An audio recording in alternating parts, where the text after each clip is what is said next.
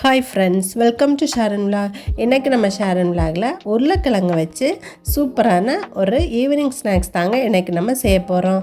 வாங்க எப்படி செய்கிறதுன்னு பார்க்கலாம்.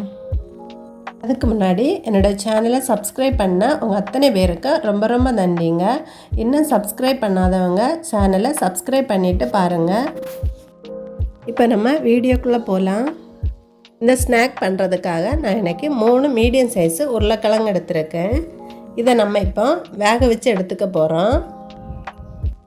வேக வைக்கிறதுக்காக நான் இன்றைக்கி ஒரு குக்கர் எடுத்திருக்கேன். அதில் நாம் எடுத்த உருளைக்கிழங்க நல்லா வாஷ் பண்ணி அதில் போட்டு அது வேகிறதுக்கு தேவையான அளவு தண்ணி ஊற்றி மூடி போட்டு ஒரு 3 விசில் வர வரைக்கும் நம்ம வேக வச்சு எடுத்துக்கலாம்.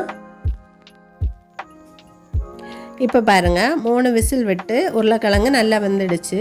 இதை நம்ம இனி ஒரு தட்டுக்கு மாற்றி இதை தோல் உரித்து எடுத்துகிட்டு வரலாம். இந்த மாதிரி எல்லா உருளைக்கிழங்கையும் தோல் உரித்து எடுத்துக்கலாம்.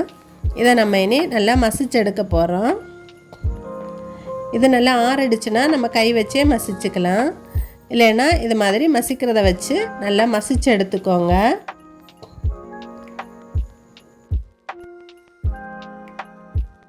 இப்போ பாருங்கள், நல்லா மசிச்சு எடுத்தாச்சு.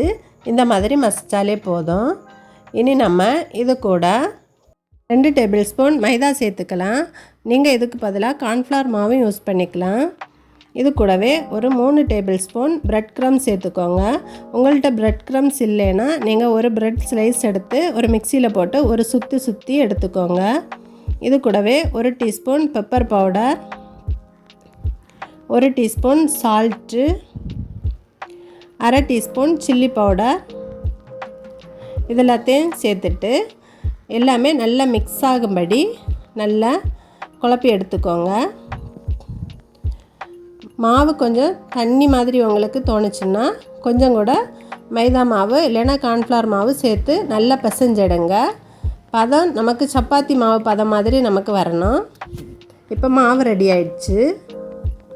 நான் ஸ்டிக் மாதிரி உருட்டி எண்ணெயில் போட்டு ஃப்ரை பண்ணி எடுக்க போகிறேன். உங்களுக்கு என்ன சேஃப் வேணுமோ அது மாதிரி போட்டு எடுத்துக்கோங்க. இந்த மாதிரி ஒன்றா உருட்டி போட்டுக்கலாம்.